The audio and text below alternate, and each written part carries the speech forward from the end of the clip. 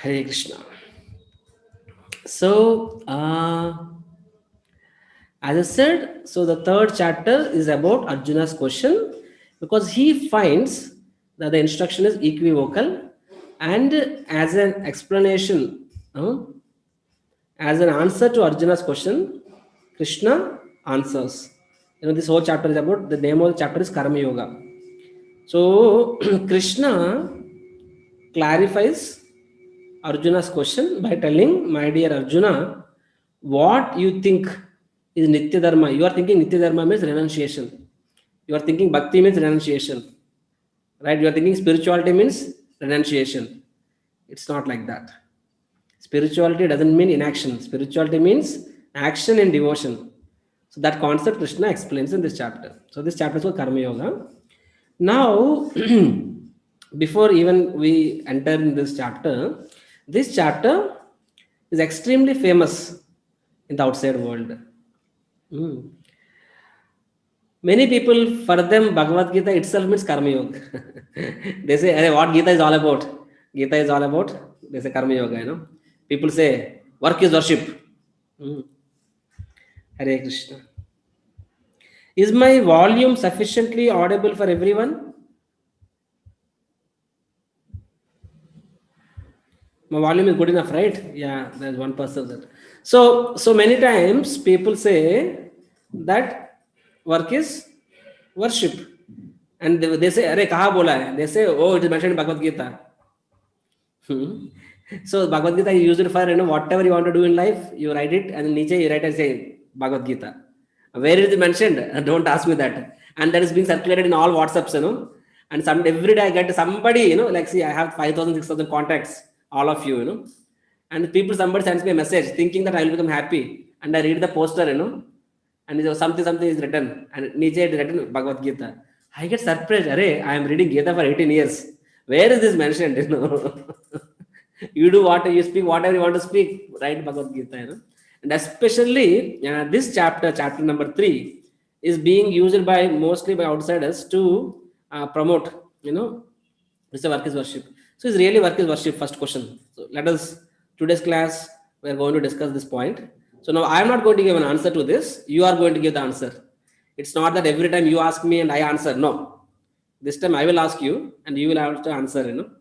But don't answer today now. You answer it at the end of the class. Okay. So bazaar round. One who answers first, he will get some prize. Okay. So many people sometimes when we go and chant Hare Krishna, we distribute Bhagavad Gita. They say, "Arey, aap log Hare Krishna bolte hai. You people don't do anything else. Just look at me. How much I'm working hard, morning till night. I work in an office. I work in a shop, and this is real devotion. This is real. God will be pleased with me, not with you, because I am working. Work is worship. Work is worship, and customer is your God." People write in a web, customer is our God. Work is worship, like that. No. So what it is all about? Is this really mentioned in Bhagavad Gita? Is it true? And if it is a true, are there any conditions apply? Is there any conditions applying for this statement? Work is worship. We'll see all that stuff, right? So let us now jump into the subject. So today's chapter, we can divide it into 4 modules. The first module is about Tyaga. Tyaga means renunciation. What is actual renunciation? We'll see that. Second thing is a little complicated subject, regulated activities. Krishna speaks about that. And third thing is very interesting, exemplary, an ideal person. And last thing Krishna speaks about. So first 3 subjects are connected to each other. Fourth one is little different, where Krishna speaks about lust. So of course it is mentioned, the fourth concept is called the lust, but actually the fourth concept is art of mind control. So many people say, Swamiji, how to control the mind? Swamiji, how to control the mind? From day 1 till day 18, at least every day, at least one question I get, how to control the mind. So Krishna speaks this in chapter number 3, today's chapter. So we will discuss about that also, about mind control. Okay. So without delaying, we will enter. So here in this first section, that is Tyaga means renunciation. So we will see what is factual renunciation and what is a false renunciation. this thing will become very clear for all of us. So Arjuna asked this question, as I mentioned, if Nitya Dharma is better than Swadharma, that means, according to him, Nitya Dharma means spiritual, transcendental. That means renunciation. According to him, renunciation is better than work. Then why should I fight? Because you're asking me to fight, same time you're telling, Nitya Dharma, which according to me, it is means renunciation, which is better than work. So you are saying renunciation is better than work, but same time you're telling get up and fight. I am not able to understand what you are saying. If you give me a chance, I would not work. I would take sannyas. I would go to I would go and begging. I would survive myself based on by begging alms. That is Arjuna's proposal. To which Krishna replies, my dear Arjuna, it's not that Nitya Dharma, of course, Nitya Dharma is better than Swadharma. Obviously, right? Nitya Dharma is the platform of soul, Swadharma is the platform of body. So, Nitya Dharma is superior to Swadharma, but Nitya Dharma does not mean renunciation. Right? Nitya Dharma does not mean renunciation. But many times people think like that. They think spirituality means renunciation. They think like that. But Krishna is telling spirituality is not renunciation. Really, Prabhu? First time I'm hearing somebody telling spirituality is not renunciation. I heard it is renunciation. Yes, it is and it is not. What actually renunciation, Krishna will tell. Okay. So Krishna says that then this Nitya Dharma, it refers to two things. He says one thing is Sankhya Yoga, and there is Buddhi Yoga or Karma Yoga. You can call it as Krishna calls it as Karma Yoga. And so that means what? What is Sankhya Yoga? That means renunciation in knowledge. That means a person renunciation in knowledge. That means when your heart is completely pure, is completely pure from all sense gratificated desires. You have nothing to give and take in this world. When you are really mature, at that stage, when the renunciations gradually develops and matures, then a person completely gives up is the worldly affairs, and then he is completely absorbed in the supreme. He goes for dhyana. We will see in chapter number 6. So that is one category where his heart is completely pure, and then he goes for 100% meditation or bhakti, whatever it is. That is one kind. Another thing is karma yoga, which means work in knowledge. There it is renunciation knowledge, here it is work in knowledge. So this also comes under what? Nitya Dharma. That means Krishna is telling, my dear Arjuna, there are two kinds of, I mean to say that the Nitya Dharma, what we call it as the eternal duties, it can refer to two things. One thing is renunciation. That is also fact. It's not that renunciation is not right, but there is another thing called one thing is renouncing the work. One thing is renouncing the work. Another thing is that renouncing the, one thing is renouncing the work. Another thing is renouncing the fruits of the work. That means renouncing the fruitive desires.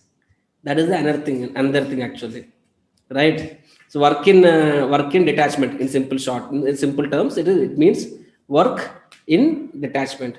So Krishna is telling these are the both things are Nitya Dharma, and in general, for a normal person who is a sadhaka, who is not 100% pure, when a person is not 100% pure, for him, what is the recommended process? The recommended process is karma yoga, which means what he is supposed to renounce. He is not supposed to renounce the work itself, but he is supposed to renounce the fruits of his work. He is supposed to renounce the selfish desires. That is what Krishna is recommending. You see this shloka, Karmendriyani samyamya ya aste manasa smaran indriyartam vimoodatma mityachara cha uchyate. So Krishna is telling, one who restrains the senses of action, but whose mind dwells on sense objects, certainly deludes himself and is called a pretender. Hypocrite, you can call it as. We all know what is hypocrite, right? So Krishna is telling, your heart is not 100% pure. Your heart is not 100% pure, but then you are renouncing. Artificial renouncing, thinking that why that artificial? That means you are fed up with that work, or you're not interested in it, and you give a quoting that this is all Maya material, right? And then you give up, and then you accept a renounced life.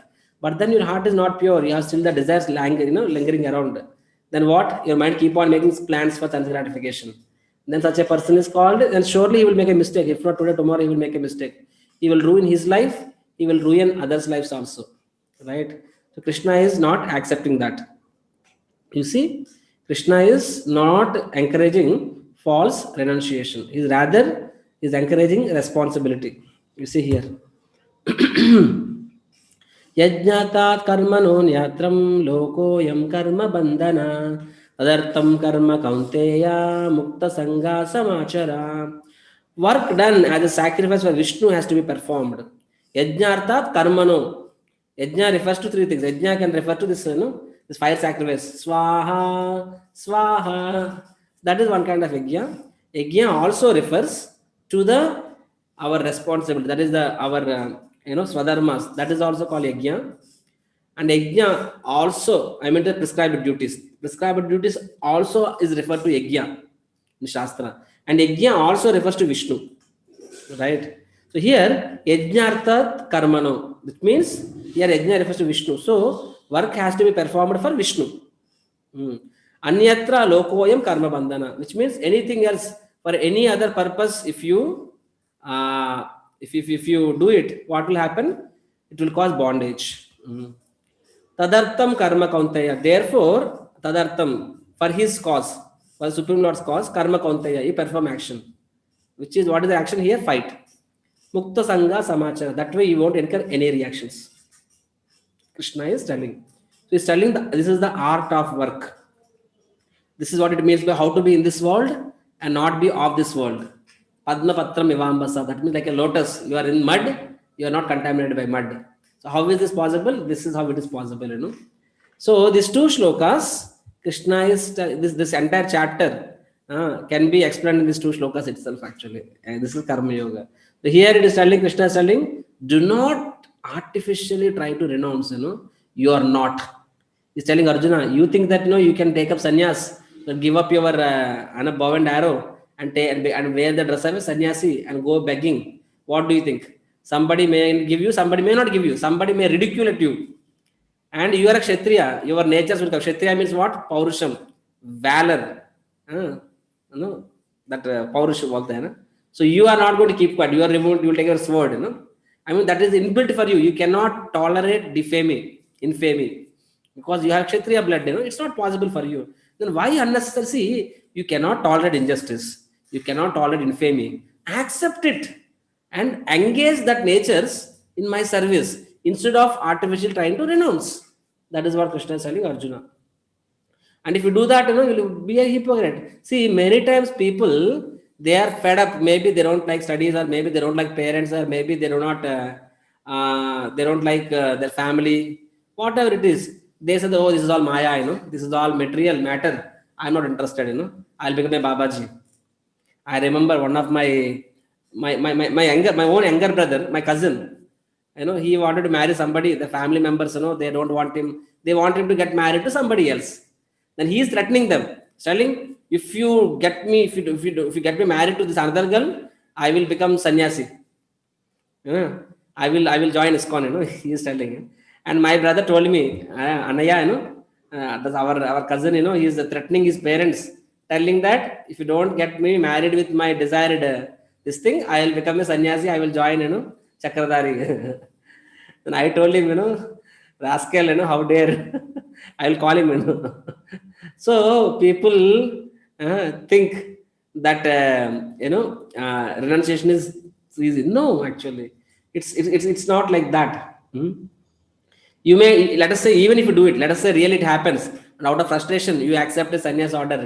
You give up your family, but really your heart is pure. Can you maintain that? You cannot do that. You will do some sinful activity, and you will do more. You will even degrade further. Krishna is telling, rather what you should do, engage your propensity. Is telling, You see, there is a sadhu in a village, and he is sleeping in the night, and one thief enters in ashram, and this sadhu,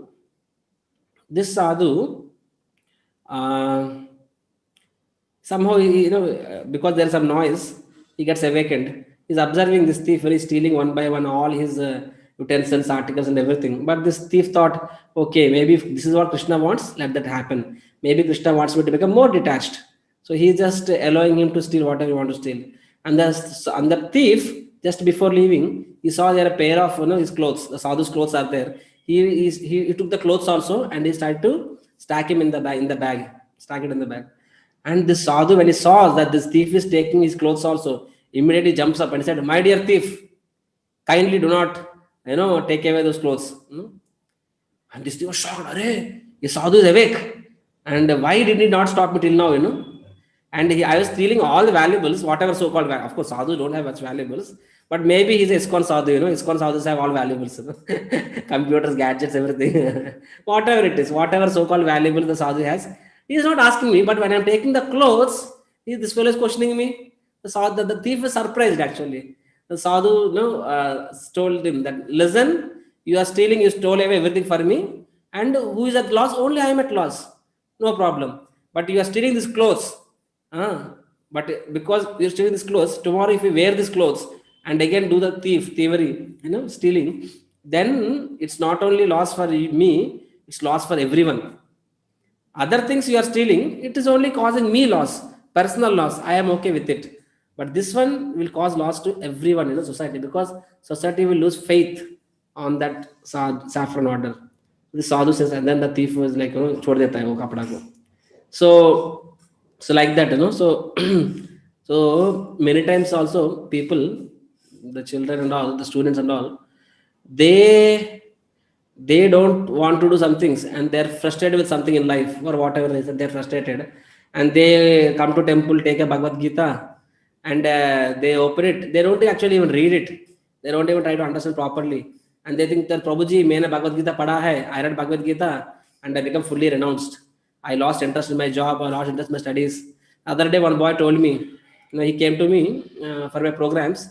I just asked him, I saw him for 2-3 days. I asked him, tell me about yourself. He said, my dear Prabhu, I am from a village, my parents are farmers, so I completed my BTech, so I wanted to go for higher studies, whatever. My parents asked me to join a course. I paid 20,000 rupees for the course, 20,000, and I'm doing the course, but somehow I got Bhagavad Gita. So I understood this is all matter, this is all Maya, material. So I disjoined the course. I said, your parents know about it? No, my parents don't know about it.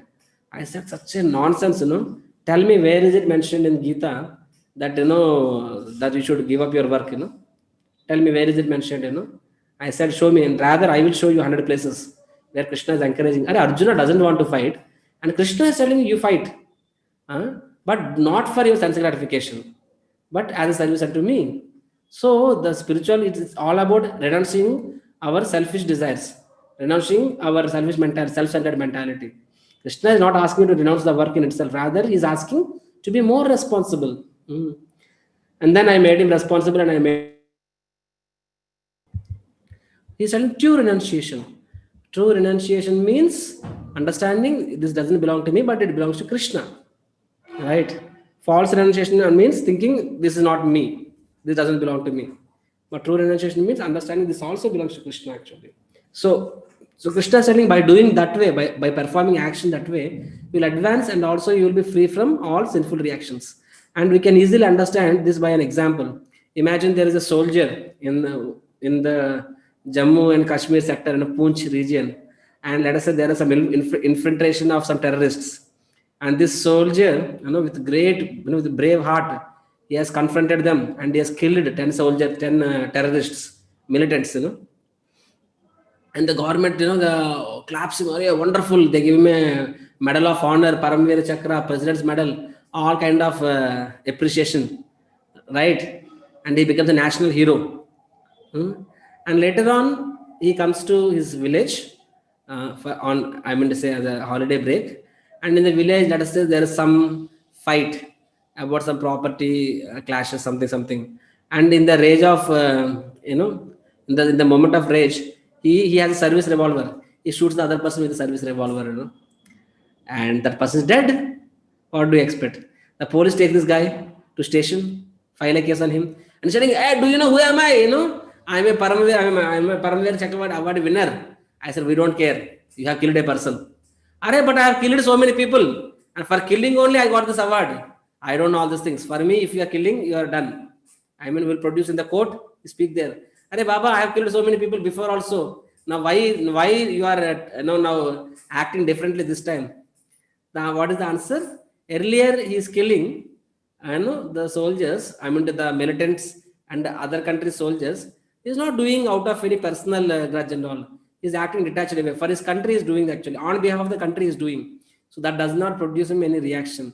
Rather, the government is happy, rewarded him. But in this case, it is his personal desire, personal interest. Naturally, either he will be rewarded or he will be, or he has to be punished actually. So same way, when you working for Krishna, that means what? You will not incur any sinful reactions, right? Rather, you will be advancing further in your spiritual life. So Krishna is telling Nitya Dharma in short. Nitya Dharma or the spiritual life doesn't mean renouncing the activities. It means renouncing the desires, renouncing the selfish desires in the activities. Work with detachment. Work not for oneself. See, Duryodhana is also fighting. Arjuna is fighting. Duryodhana is fighting for his selfish desire. So it comes as a sinful activity. And Arjuna is thinking, I don't want to fight because by fighting is a sinful activity. So Duryodhana is fighting, is sinful. So let me not fight. He is fighting. It is a sinful activity. I will not fight because by fighting and killing them, I will also incur sin. But Krishna is telling, Array, by not fighting, you are not going to advance in spiritual life. Rather, I will not do my work so that I can advance in my spiritual life. Krishna is telling, by running away from your responsibility, you will not advance. But by accepting the responsibility and doing it in the mood of devotion unto me, you will advance. That is what Krishna, and that's the beauty of Gita. Gita will help you, will give you a purpose in life. It will give you a purpose in life. For oneself, sometimes you may be frustrated, but when you understand I am doing it with a purpose, you will be blissful.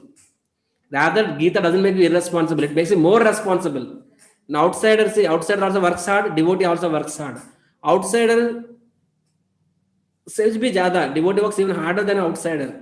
Why? An outsider, if he is interested, he will do. If he is not interested, he will not do. But imagine, think about it. Like you may like to study, you may not like to study. But when you understand your parents are dependent on you and on your degrees and on your salary, then whether you like or you don't like, you will study. You will get a degree. You will get a job. Is it not? Because you love your parents, you are responsible for your parents. You will do it. Similarly, devotee of the Lord, he is also responsible. He feels responsibility towards his eternal Father, Supreme Lord. So naturally, he will be more responsible actually, right? So, so that is true renunciation. He connects it to the Supreme Lord, everything. Srila Prabhupada, also same story. Once Srila Prabhupada was in America, one of the disciple, he showed a paper cutout where there is a interview by one of the famous celebrated yogi who says, I hate money. There is a photo of that yogi in that poster where he's saying like this, I don't want, like this. The Prabhupada saw that photo and Prabhupada said, okay, do one thing, get that hundi. There is a hundi in the temple hall, get the hundi, and you take away all the money. The entire money was kept in as a heap. And Prabhupada embraced that money, the heap of money, and Prabhupada said, photo lelo, take a photo. And the disciples were not understanding what Prabhupada wants, what exactly he is trying to do. Prabhupada said, he was embracing the money, and Prabhupada said, take a photograph.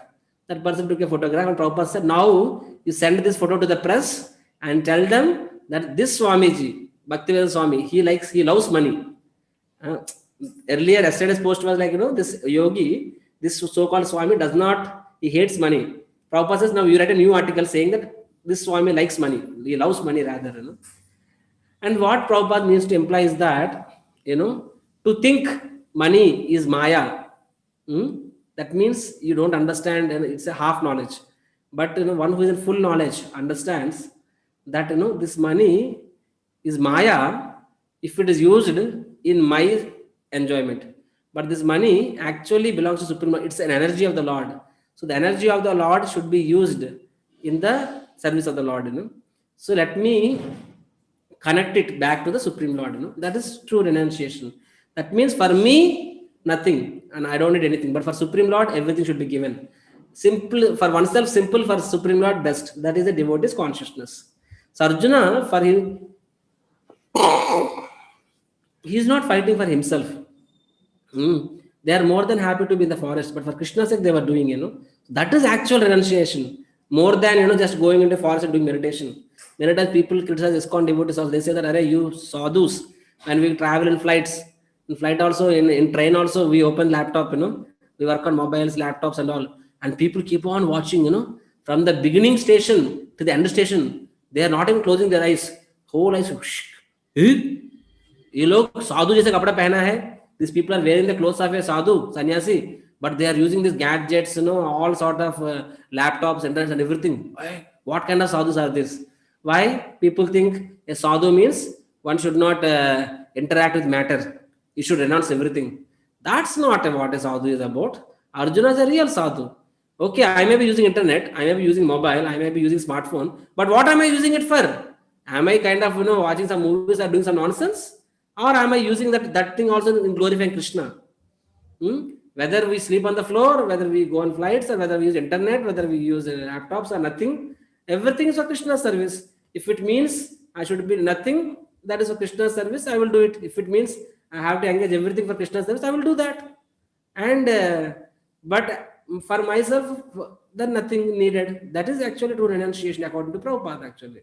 So Prabhupada has asked ISKCON temples. In general, temples are supposed to be on the riverbed somewhere. But Srila Prabhupada is a different sadhu. Prabhupada said, no, ISKCON temple should be in the heart of the city. Don't run away from Maya. Be in the Maya and save other people. Be detached, but don't run away from matter, Prabhupada said actually. Right? So, moving ahead. So, next section, Prabhupada discusses about regulated activities. So, here Arjuna asks a question that, my dear Krishna, I understood about Nishkama Karma, but what about those people who are not on the platform of working for your pleasure? They don't understand the spiritual subject matter so much. What about them? How they will get purified? To which Krishna speaks about regulated activities. He says that he has given the scriptures such a way that for every people, whatever platform they are in, they will be elevated to the next platform. Like that is called yoga ladder. That means initially somebody is sinful person. Then there are scriptural quotes which says, okay, don't be sinless, but you may not be a devotee. I will show you here. Yeah, initially sinful person. Then there are injections where sinless, but same time they're godless. That kind of things are given. And for this platform, there is another level given, that is karma kanda. Karma kanda means what? That means they accept God, they accept scriptures, but it is only ritualistic.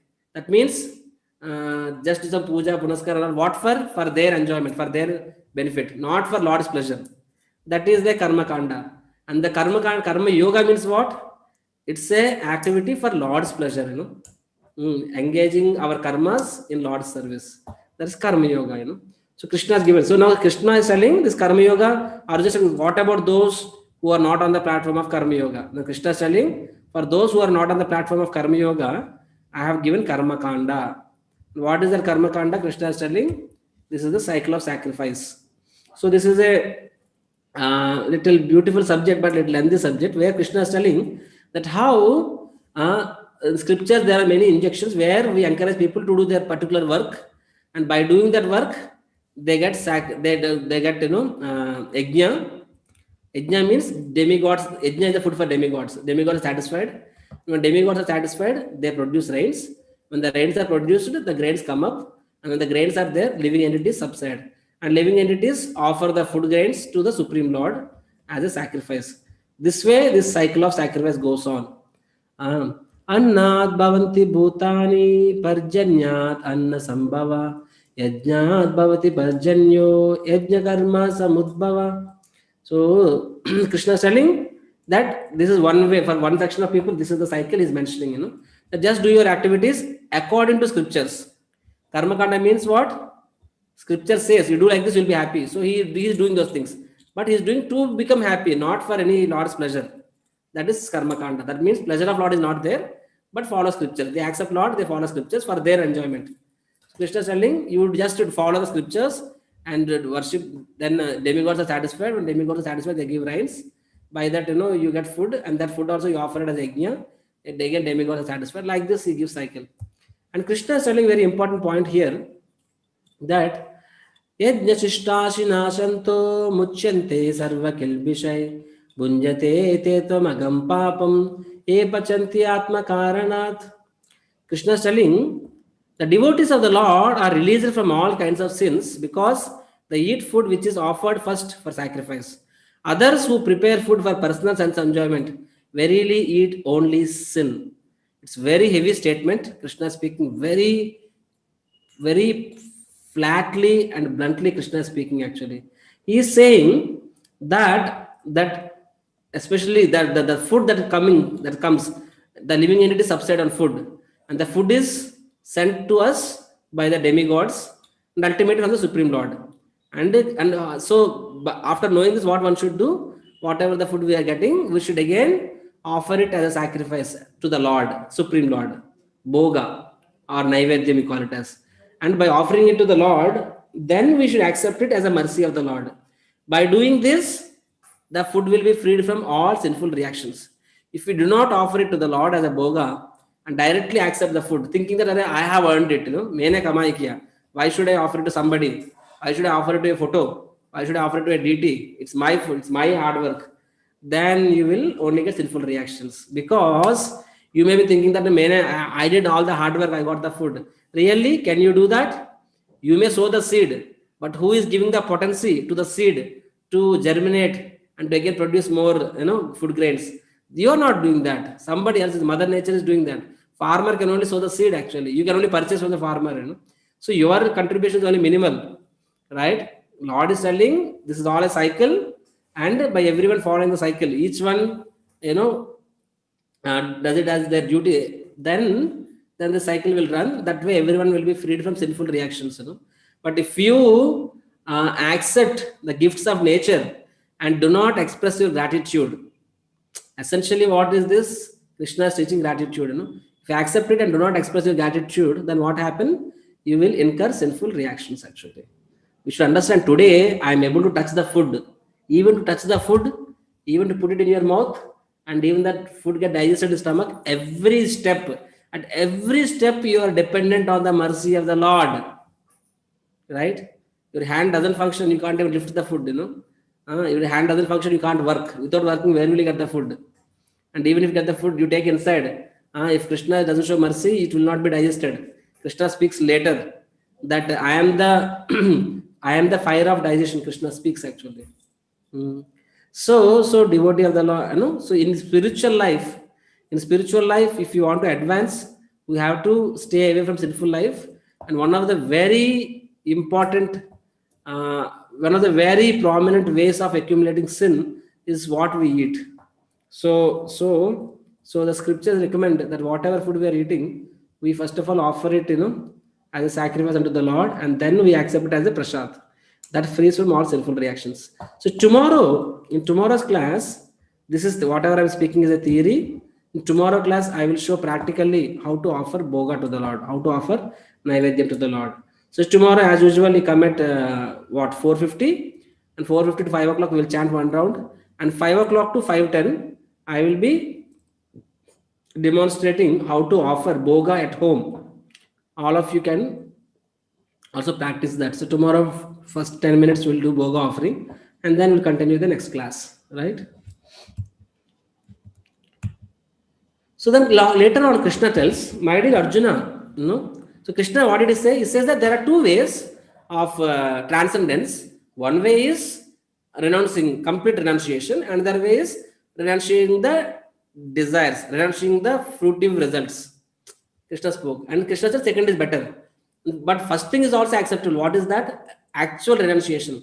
Like we will see in 6th chapter, when a person is completely purified from all kama karma bija, that means all desires for enjoyment, then he has nothing to do in this world. Then he may go in search of God. That is an acceptable path. But Krishna is telling here that, my dear Arjuna, even if you are fully qualified to accept complete renunciated life, you want to become sannyasi, even if you are fully qualified, still I tell you, do not renounce, but rather engage in nishkama karma. Why? Because Krishna is saying you are a leader. You are a leader and you are an exemplary person. Right? He is telling Krishna, whatever a great man performs, common men follow. and whatever standards he sets by exemplary acts, all the world pursues. Right? So Krishna is telling Arjuna, like yesterday's chapter also, right? Krishna tells again and again, Kaunteya, Bharata, Bharatarshava.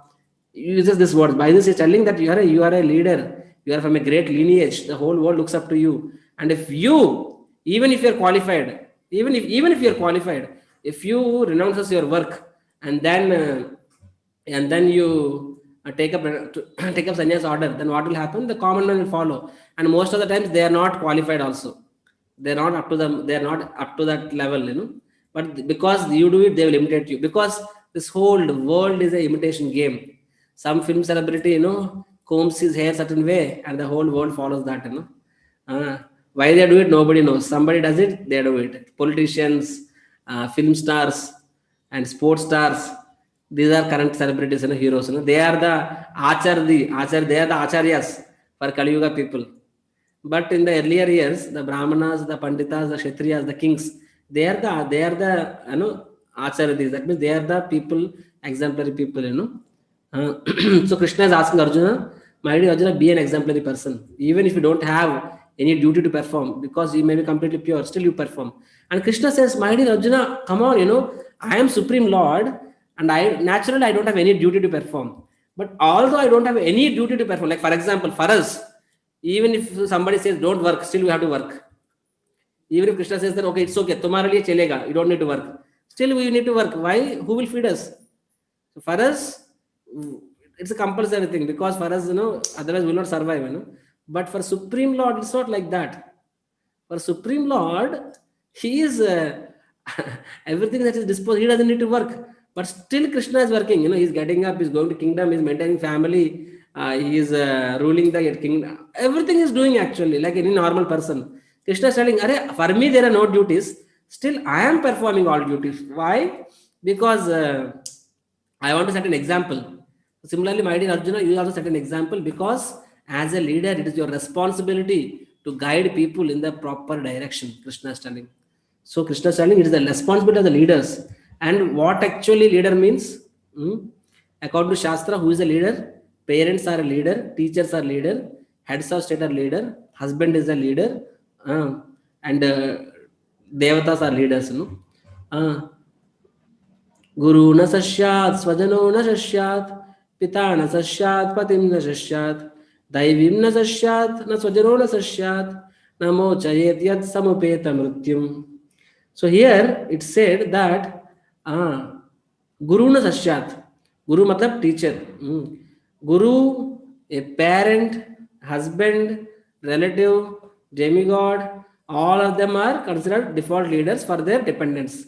And it is said that their responsibility is to make sure namocha yet samupeta mrityum. Their responsibility is to make sure that their dependents are free from this cycle of birth and death. Then the teacher's job is complete, the parent's job is complete. Just by giving properties, that doesn't mean that the parents have completed their responsibilities. No, the parents should help their children in the path of self-realization. Further, we should ourselves understand first. Actually, many times people don't understand that.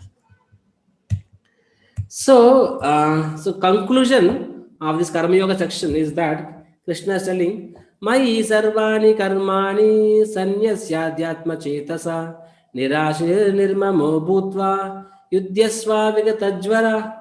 So Krishna is telling, my dear Arjuna, therefore surrender. Mayi sarvani karmani. Mayi, unto me, all your activities, unto me surrender. Sanyasya adhyatma chetasa. Adhyatma, that means with full knowledge of me. Nirasir nirmamo bhutva. That means with no desires of nirashir, matlab no material desires. Nirmama means no attachment. I mean no proprietorship. Yudhyasva vigatajvara. Then vigatajvara means free from lethargy. Fight. This is the conclusion. That means do not. That means Krishna is saying you fight, but same time don't expect anything in return, and also don't think. Don't nirmamo. Also be detached. Don't have any sense of ownership. Then you may think, Prabhu, then I'll not work only. I'll become lazy. No, don't be lazy also. Fight. That is what Krishna is telling. That means don't work for your self gratification. Don't work for yourself, but do it as a service unto me is because that is the goal of life. The goal of life is to serve unto Lord, right? So that is Krishna is recommending in this Karma Yoga. And the last section, Arjuna says, my dear Krishna, to follow this path of transcendence, many people in the past, in the present, I am seeing that they know, they have full knowledge. Still, despite knowing what is right, what is wrong, they are impelled to perform sinful activities. Despite knowing they are wrong. So why is it that somebody is impelled? Is it not we see so many times we make so many plans? Okay, next time I will not do this mistake. Next time I will not become angry. Next time I will not speak a lie. Last time, I will not speak negatively. I will not criticize anybody. Next time, I will start studying from day one. Every student on the day of his exam, he thinks next semester मैं day one से पढ़ाई करूँगा. But these things will never happen. Again and again, same mistakes will repeat. Why is it so? Although, despite making resolutions, despite it being in the knowledge, despite knowing what are the consequences, despite facing the consequences, suffering the consequences, still we repeat those things. Why it happens is Arjuna's question. To which Krishna clearly answers. Kamesha Krodesha Rajo Guna Samudbhava Mahashano Mahapapma Vidyena Miha Vairinam. So Krishna is telling, my dear Arjuna, it's lust only. It is a lust, right? Uh, and this lust originates from what? Passion. And later transformed into wrath, anger. Wrath means anger, and this is the common enemy for everyone. I mean, it's not that I have one enemy, you have another enemy. No, in this world, every jiva has only one enemy, that is the lust, right? The lust, anger, and greed. These are the common enemies for everyone. So Krishna is telling the lust and anger, and they're coming from Rajoguna, right? So, and that is the cause of the all devouring sin. Anybody does anything wrong, that is because of lust.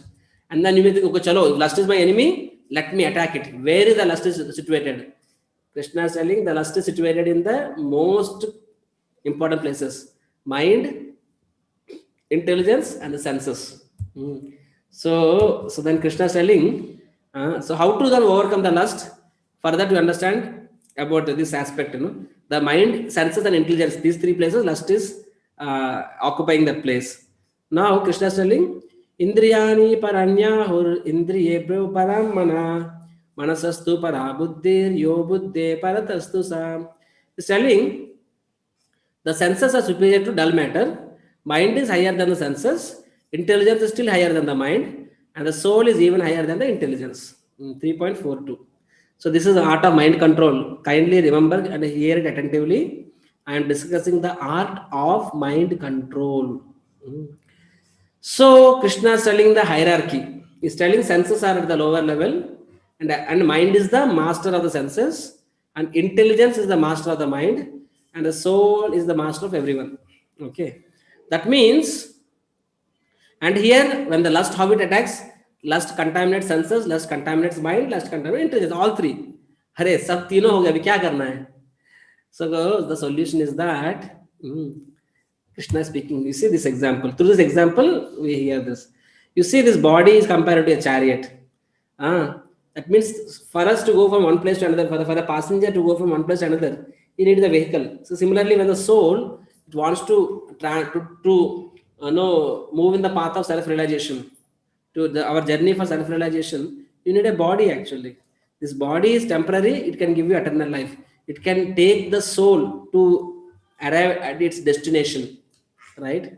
But then when will that happen? Not every time, right? You see, this chariot, chariot is well equipped to take the soul, to take the passenger to the destination. But then the problem lies that the chariot has 5 horses, and these 5 horses are extremely, they're wild horses, right? And each one trying to go in different direction, right? And when the driver is very strong, and when the reins means the kalyalu, the reins are strong, the driver is strong, they can control the horses. When the horses are controlled, the chariot will go in one direction and it will reach the destination. When the driver is weak, or when the reins are weak, what will happen? When the horses will break away from the reins, it will go whichever direction, and the chariot will collapse. So same way, these 5 horses are compared to 5 senses. Just like the horses, whichever direction whatever they see, they want it. Similarly, our senses, whatever we see, we want it, and it will not help us to focus on one thing. And the mind senses are very strong, but then senses can only cry. Who is the master of senses? The mind. So the mind, they pass information to the mind, and it is the mind which says, I want this, I don't want this, I want this, don't want this. Senses are just like a receptors. The mind keeps crying, but if the intelligence is stronger than the mind, intelligence, chup, you want to eat gulab jamun, you have diabetes, you should not eat it, otherwise you will suffer later. Our mind is, oh, I want to watch cricket, I want to go for a movie, chup, tomorrow is the exam, already you have 2 backlogs, you study today, tomorrow you can go and watch a movie. Like this, intelligence will tell. But if the intelligence is weak, then mind will say, oh, I want to watch a movie. Intelligence will say, tomorrow you have exam, already you have a backlog, at least this time you pass. Mind will say, no, baad mein dekhta hai, we'll see later, I want to go for a movie. Intelligence cannot say anything, right? So just like a teacher, if the teacher is supposed to control the class, but the teacher himself is weak, students will make all human cry, right? Just like that. So the solution, how do you control the mind? 2 ways to control the mind. One thing is that you purify the mind. By purifying the mind, you will control the mind. And second thing is that you strengthen the intelligence. Intelligence has to be strengthened, mind has to be purified. How do you strengthen the mind? It is mentioned here. So how do you purify the mind? The mind is purified by chanting. Mantra. Mantra means manas trayate iti mantra, which means one that controls the mind is mantra. That means chanting the holy names. When you chant the holy names of the Lord, see Lord's names, Bhagavantuni Namalu, Lord's names is non-different than the Lord himself. Lord is all pure, Lord's holy names are all pure.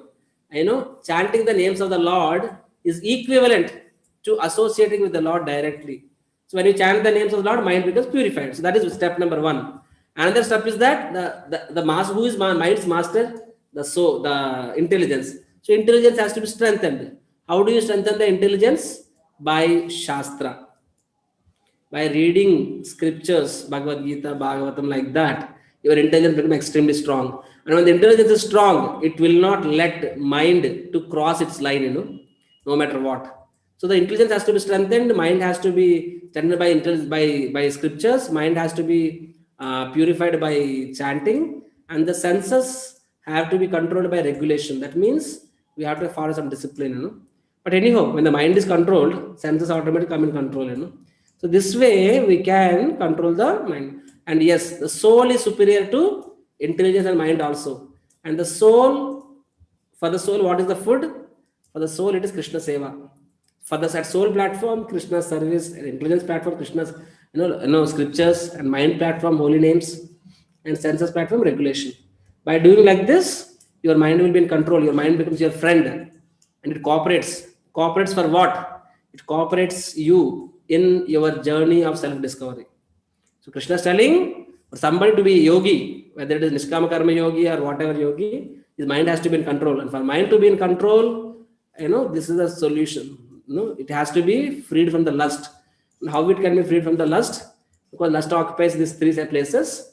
By Shastra, by holy name, by regulation, you can overcome lust, and thus you can go smooth in the path of self-discovery. Right? So this is what Krishna speaks. So the summary of this chapter is Krishna, the first 25%, Krishna speaks about what is true renunciation and what is not.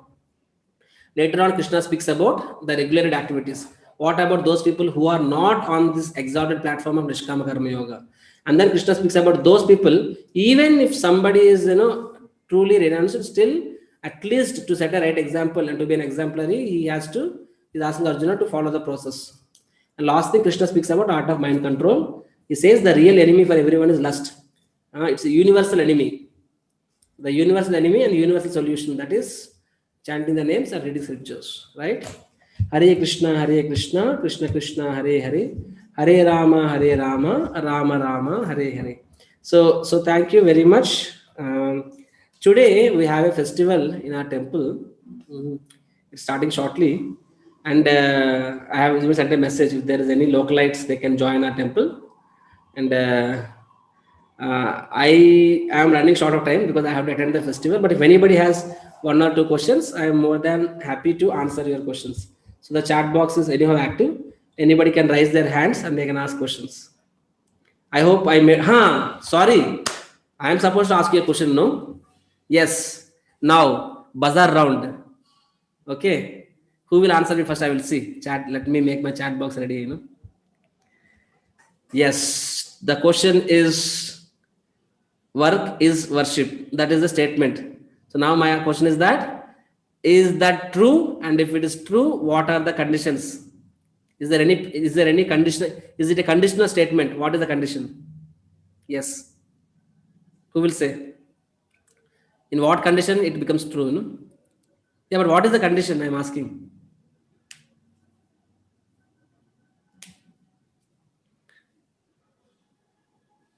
Yeah. Munni spoke right statement actually. When the work is dedicated to God, then it becomes worship. Perfect. Like what Arjuna is doing is worship. If work is worship, then Duryodhana is even bigger worshipper, no? Duryodhana day and night is making plans for this thing. And if work is worship, then donkey is the greatest devotee. The donkeys work so hard, in the Dhobi Ghat. So donkey is the greatest devotee, yeah? So work is worship only when the work is, when the work is done as a service to the Lord. In that case, work is worship actually, not in every case. Okay, so now any questions? There are 3-4 people who have asked questions. Yes, Aravind, you want to speak? Okay, you raise your hand.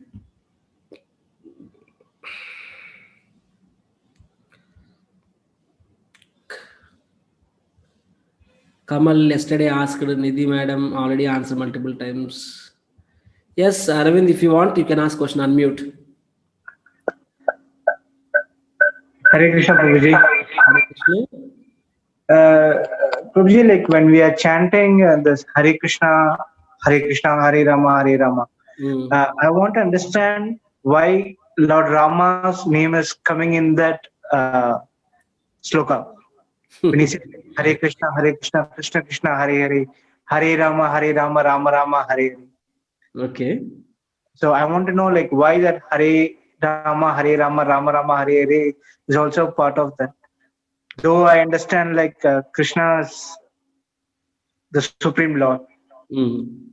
So again, this is not connected to this topic, but so I'll speak about that in detail later when I introduce it. But then, simply speaking, Rama means pleasure-giving potency.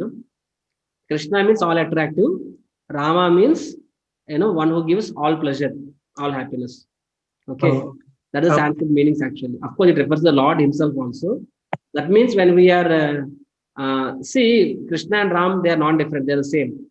So in this mantra, the Hare means the energy of the Lord. For your information, Hare means energy of the Lord, and Krishna means all attractive. The Krishna and Rama means it means that he is pleasure-giving potency. That means we are addressing the Lord and His energies and His pleasure potency. It's nothing but you are addressing the Lord in totality. And that is the mantra. And then what is the mood in which this mantra has to be chanted is most important. The mood is that, my dear Lord, I am your servant. Kindly bestow me with the mercy of your service. That is what is actually most important thing, So because we should know, I am asking all of you to chant, we are chanting. I mean, we just completely meditate in absorption. But what is the mood? My dear Lord, kindly, I am your servant. I am a part and parcel of yourself. Kindly engage me in your service. So with this mode, we have to chant, Then it purifies our heart very rapidly, and we will see that great change in our lives. Okay. Thank you. So last question. Yes. Murali, unmute. So I'm sorry today I have to rush. I'm in a rush. So maybe I can. Guruji, show me a video compulsory. Guruji, namaste. Video untam. You said that we have to pure by heart, right? How we have to purify our heart? I said we purify. Like you said, our heart is not pure. Like our heart is sinful. So how we have to practice that uh, So to you're not purify telling, na? our heart? See, the jiva is all pure. Jiva is completely pure, all pure, It's like a drop of water. It is mentioned in scripture. The water that is in the clouds is all pure. But when the water falls in the ground, okay, depending upon which soil, if it interacts with the black soil, it becomes black. If it interacts with red soil, it becomes red, like that. So similarly, the jiva is all pure when he is in connection with the God in spiritual world. But when such a jiva comes to this material world, he will interact with the modes. Like if black soil is black, if it is ignorance, the jiva experience ignorance. So then why first of all he has to come to this material world? That is the jiva's misutilization of his minute freedom. Oh, I Okay. don't want to serve Krishna, I want to be independent. Then he has to come here and he has to experience the happiness, distress, the dualities. But in the process, he understands actually, you know what, this is a wrong decision. I have to go back to my real father. And when he decides that, then he has to, completely becomes purified. Already is uncontaminated, no? So our heart is contaminated with six anarthas, kama, krodha, lobha, moha, mada, matsarya. Everybody who comes to this world, he will be covered with these anarthas actually. And the whole human life, ideally speaking, is to again, purify yourself of these anarthas. When you purify yourself from these anarthas, then you will see the completely pure love for Godhead. See, God, bhakti, when you talk of bhakti, it's not that, it has to be taught, it has to be cultivated. It's there in the heart already. But then because of the anarthas, it is covered. So the Uh, human life, the sorry, purpose of human life is Swamiji. to kind of purify oneself by following a particular path. That path is called yoga. Yoga. Okay. Yoga means the path, it's a path to connect to the Supreme Lord. Yoga doesn't mean gymnastics. Yoga means the path to connect. It can be bhakti yoga, karma yoga, dhyana yoga, jnana yoga. There are multiple paths. All paths will purify us in different ways. But Okay. Swamiji, sometimes we can't control some things like that, emotions, anger, some kind of feelings we can't control. Even if we love someone, we show them on that person, particular What is your age? mother. Sir, What is your age? so my age is 28. 28. Okay, you are elder. And accordingly, I will answer. That's why I'm asking you. Sorry, Swamiji. No, no, why sorry? I am sorry. Okay. See, I'm telling you, for millions and millions of lifetimes, we are living in a bodily conditioning, which means we are filled with sanarthas. Now, even if you open your eyes, it doesn't happen in 1 second. I mean to say the fan is moving at 5 speed. You switch off the switch. Do you think the fan will stop in 1 second? It will still take its time. So do not Time. focus on what you cannot do. Focus on what you can do. Most important. Spiritual life is all about do's than don'ts. No, I'm not able to control my anger, so I will not chant. No, you chant first. Do what is in your hands. Then slowly, what is not in your hands, that also will fall in your place. So, but if you focus on those things which is not in your hand or where you already have conditioning, then that conditioning will make you more weak. Worse, it So, is making worse things, Swamiji. When it's time to control those things which I can't control. So for that's the reason I've asked this question. How to be pure from heart. You said oh, that you want to purify your heart? Then the best thing I can think about is very clear. That is chanting the names. There is nothing. There may be 100 solutions, but the first solution you should start is chanting because that is the most effective one. You chant the holy names, your heart as attentive as possible, and then probably then what is? Tell me other things. I'll tell you first solution is this, second solution is this, third solution is this, and but then to the degree you chant with a proper knowledge and proper concentration, proper consciousness, to that degree it purifies. And for that you need to follow lots of processes about many things are there. For that you need to come in contact with devotees and association, right? The kind of food that you eat, there are many factors are there. So, but then most important thing is the chanting of the holy names. It is easy to use Swamiji because you will follow everything. But when it comes to normal people, we can't stick to the such things for a long time. We detached with materialistic things. We can't concentrate for the chantings even for some time. So it is a difficult to as like a normal people.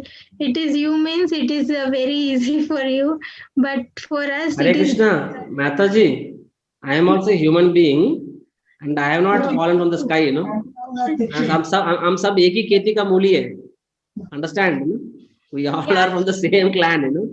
Just that, you know, by Krishna's mercy, I have come little earlier than you, and I also underwent whatever you are facing now. Every sadhaka has a past, no, every saint has a past, every spender has a future.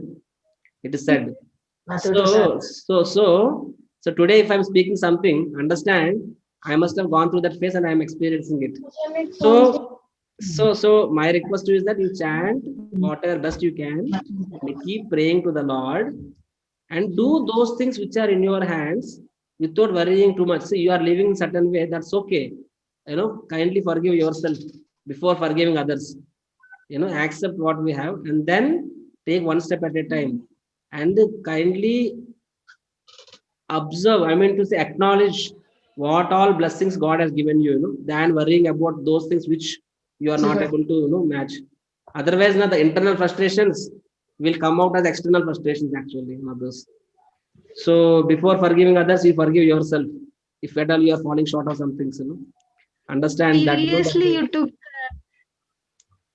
like you told what I was feeling inside, Swamiji. Seriously, I'm very glad to have such a beautiful teacher today. Thank you. Oh, I'm a beautiful. I thought I'm handsome, you know. Sorry. Hare Krishna. Thank you very much.